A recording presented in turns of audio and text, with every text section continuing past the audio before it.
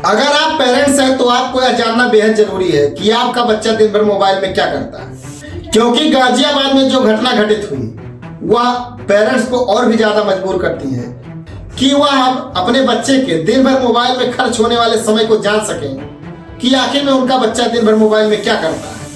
क्योंकि कौशाम्बी में भी उन तीनों बच्चियों के माँ बाप को भी यही लग रहा था कि बच्चे घर पे हैं, खा रहे हैं, पी रहे हैं, खेल रहे हैं, किंतु उन्हें आने वाले प्रलय के बारे में जरा भी भनक नहीं थी। मोबाइल बच्चों के लिए कितना बड़ा खतरा बन सकता है वह आप इसी बात से अंदाजा लगा सकते हैं कि इसी मोबाइल ने 3 बच्चों की जिंदगियां छीन ली। यह कोई अकाल मौत नहीं था और न ही किसी ने हत्या की, बल्कि इस मौत की पृष्ठभूमि लगभग 1 महीने से तैयार हो रही थी। यह वो मौत था जिससे माँ बाप भी अनजान थे। रात होती है, सोसाइटी के सभी सदस्य गहरी नींद में होते हैं।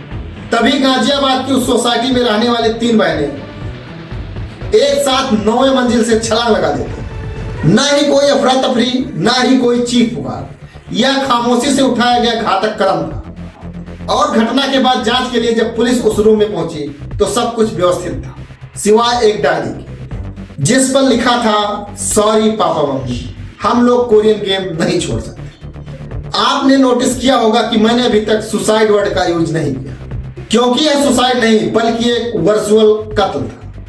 एक ऐसा कत्ल जिसमें ना हथियार दिखता है और ना ही खून, बल्कि इस कत्ल को अंजाम दिया जाता है बच्चों के दिमाग को कैद करके, जिसमें बच्चों को खुद को मिटा देना ही सबसे सही लगता है। गाजियाबाद के कौशाम्बी के एक सोसाइटी में यह मिडिल क्लास परिवार, जिसमें माँ बाप अपनी 3 बच्चियों के साथ रहते थे। बड़ी बेटी निशिका जिसकी उम्र 16 साल, दूसरी प्राची जो 14 साल और तीसरी पाखी जिसकी उम्र 12 साल थी। हमेशा की तरह उस दिन भी चहल पहल था, परिवार आराम से रह रहा था, बच्चे खेल कूद रहे थे। रात होती है, सब सोने के लिए चले जाते हैं, पूरी कॉलोनी का लाइट लगभग बंद रहता है। 3 बहनें अपने कमरे का दरवाजा बंद करती हैं, बालकनी में आती हैं, स्टूल लगाती हैं और एक के बाद एक तीनों छलांग लगा देती हैं। शुरुआती जांच में पता चला कि तीनों बहनें पिछले 2 साल से स्कूल बहुत कम ही जाती थी, ज्यादातर समय मोबाइल में बिताती थी। दिन पर दिन इनका लगाव मोबाइल में बढ़ता चला गया और इसी के साथ वो बाहरी दुनिया से कटती चली गई। शुरुआती जांच में यह भी पता चला कि इन तीनों को कोरियन गेम का इतना ज्यादा डर लगा था कि उससे बाहर निकलना लगभग इम्पॉसिबल था। और हुआ भी यही।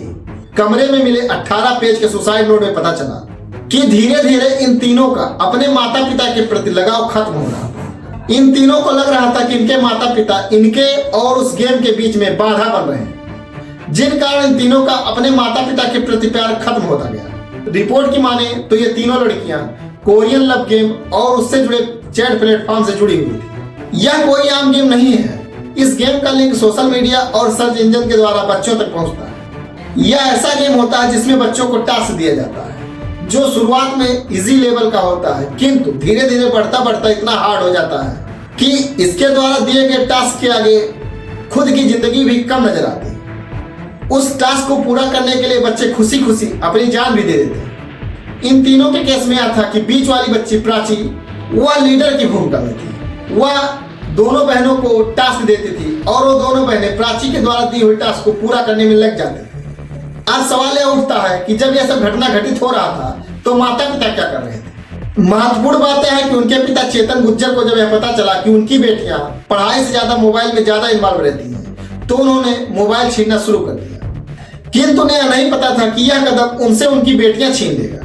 वह तीनों इस गेम में इस तरीके से इन्वॉल्व हो गई थी कि उससे बाहर आना इन तीनों के लिए इम्पॉसिबल ही था। 2017-18 में ब्लू व्हेल गेम भी कई बच्चों का जान लेने का कारण था, किंतु जब उस पर पाबंदी लगी तो ऐसा लगा कि खतरा टल गया। बट यह किसी को नहीं पता था कि यह वही गेम अपना रंग रूप और चेहरा बदलकर एक बार फिर से इस तरीके से घटना को अंजाम दिलाने के पीछे कामयाब हो जाएगा।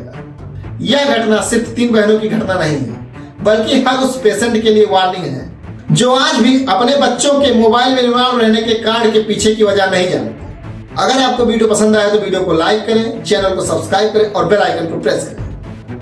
आपसे मिलते हैं जल्दी, तब तक के लिए जय हिंद।